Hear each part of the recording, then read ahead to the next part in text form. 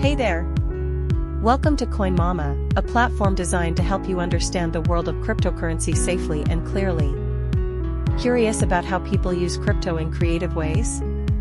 Let's explore how some individuals use their crypto in systems that reward participation, just for educational purposes.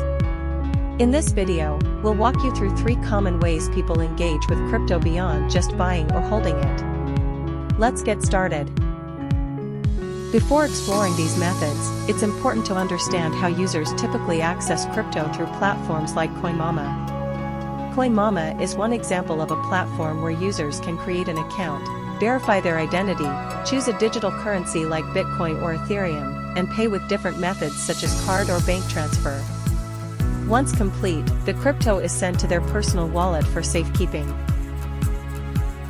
Method number 1, staking. Staking is a way some users choose to support blockchain networks and in return, receive rewards.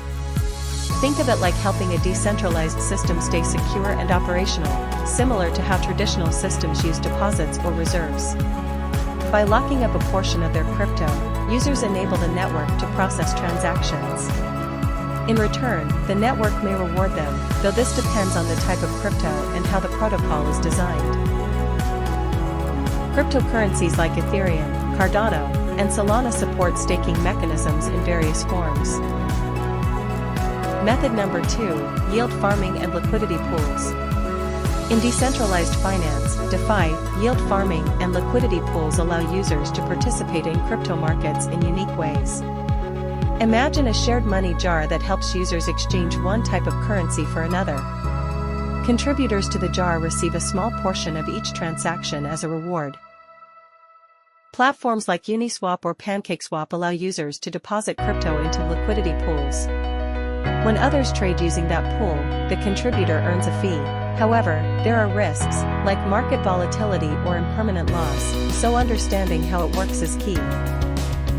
Method number 3, hold and earn.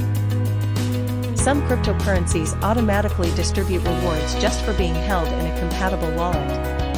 Assets like BNB, NEO, or ALGO have systems that periodically share small amounts with holders, no action required. These are built into their network models and are unique to each project.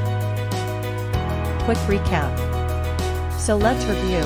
You've learned about staking, which helps secure networks, liquidity pools, which power decentralized trading, and reward-based holding, where certain cryptos automatically give back to holders, all purely for your understanding. Important reminder.